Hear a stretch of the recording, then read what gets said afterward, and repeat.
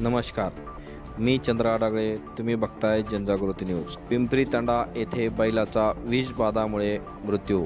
बीडपासून जवळच असलेल्या पिंपरी तांडा गावात आज सकाळी शेती कामासाठी नेलेल्या 2 बैलापैकी एक बैल अचानक जमिनीवरती कोसळला व तो मृत्युमुखी पडल्याची दुर्दैवी घटना घडली आहे. मृत्यूचे कारण प्राथमिक अंदाजानुसार समोर आले आहे. या घटनेबाबत अधिक माहिती अशी की चव्हाण दिनेश गेमा हे आपल्या बैलाला शेतामध्ये कामासाठी घेऊन गेले होते. काही वेळासाठी त्यांनी बैलाला चरण्यासाठी मोकळे सोडले असता त्यानंतर जेव्हा त्यांनी बैलाला पुन्हा स्वतःला झुकण्याचा प्रयत्न केला तेव्हा अचानक जमिनीवरती बैल कोसळला व काही क्षणातच त्याचा मृत्यू झाला. बैलाचे मालक चव्हाण दिनेश गेमा यांचे म्हणणे आहे की बैलाला काहीतरी विषबाधा झाली असावी. त्यांनी तत्काळ पशुवैद्यकांना बोलवून बैलाचे पोस्टमॉर्टम केले. डॉक्टरांनी तपासणी केल्यानंतर सांगितले की बैलाचा मृत्यू विषबाधामुळे झाला आहे. या घटनेमुळे परिसरात हळहळ व्यक्त केली जात असून शेतकऱ्यांमध्ये चिंता व्यक्त केली जात आहे. विषबाधा नेमकी कशामुळे झाली याचा तपास करण्याची मागणी स्थानिक शेतकऱ्याकडून केली जात आहे. मी चंद्र आडागळे, जनजागृती न्यूज, बीड.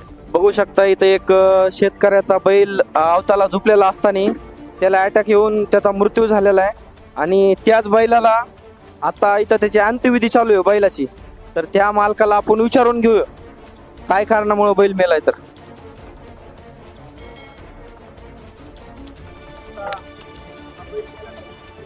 माझं बैल आहे. कारण म्हणजे समजा आता शेतीचे काम चालू आहेत.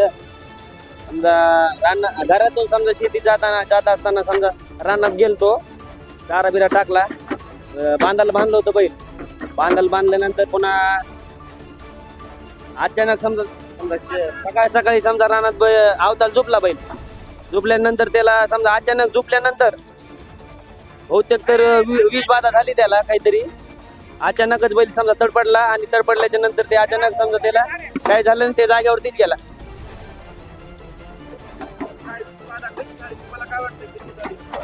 मला वाटली त्याला बांधला होता ना बांधावर, त्याच्यामुळे झाले असेल काहीतरी सर्प वगैरे काहीतरी दोष झाला असेल त्याला.